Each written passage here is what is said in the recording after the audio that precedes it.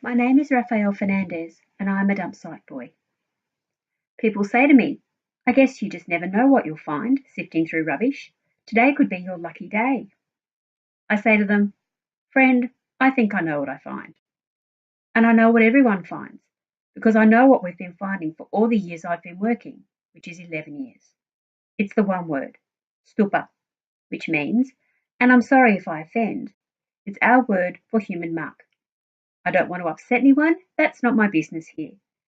But there's a lot of things hard to come by in our sweet city, and one of the things too many people don't have is toilets and running water. So when people have to go, they do it where they can. Most of those people live in boxes, and the boxes are stacked up tall and high. So when you use the toilet, you do it on a piece of paper and you wrap it up and put it in the trash. The trash bags come together.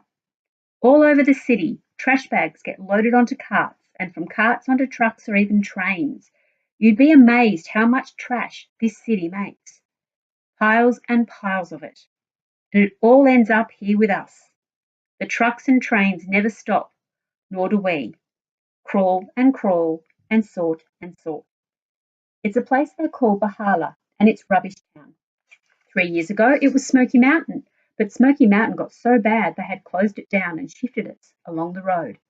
The piles stack up, and I mean Himalayas. You could climb forever, and many people do, up and down into the valleys. The mountains go right from the docks to the marshes, one whole long world of steaming trash. I am one of the rubbish boys, picking through the stuff this city throws away. But you must find interesting things, someone said to me. Sometimes, no?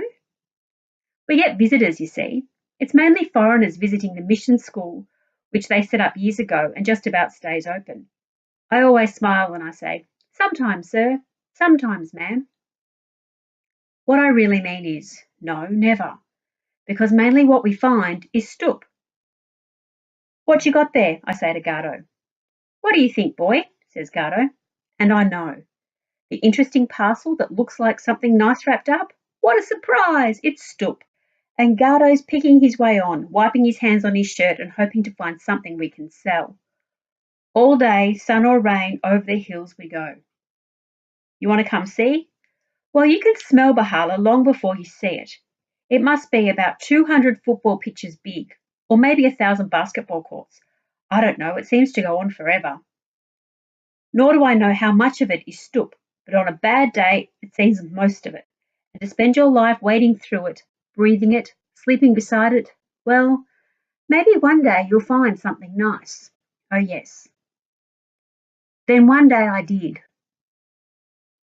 I was a trash boy since I was old enough to move without help and pick things up. That was what, 3 years old, and I was sorting. Let me tell you what we're looking for. Plastic, because plastic can be turned into cash fast by the kilo. White plastic is best, and that goes in one pile, blue in the next.